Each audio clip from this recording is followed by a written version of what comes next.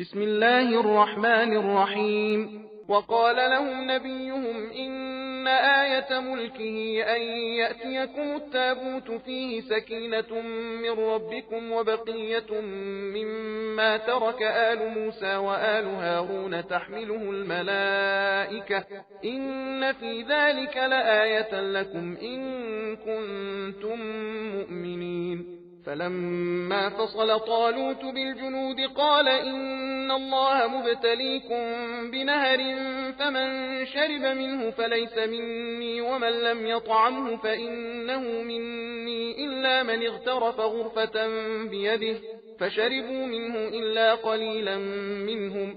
فلما جاوزه هو والذين آمنوا معه قالوا لا طاقة لنا اليوم بجالوت وجنوده.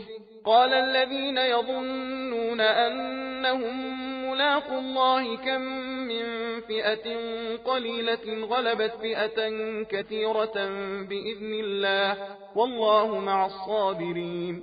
ولما برزوا لجالوت وجنوده قالوا ربنا أفرغ علينا صبرا وثبت أقدامنا وانصرنا على القوم الكافرين. فهزموهم بإذن الله وقتل داود جالوت وآتاه الله الملك والحكمة وعلمه مما يشاء ولولا دفع الله الناس بعضهم ببعض لفسدت الأرض ولكن الله ذو فضل على العالمين.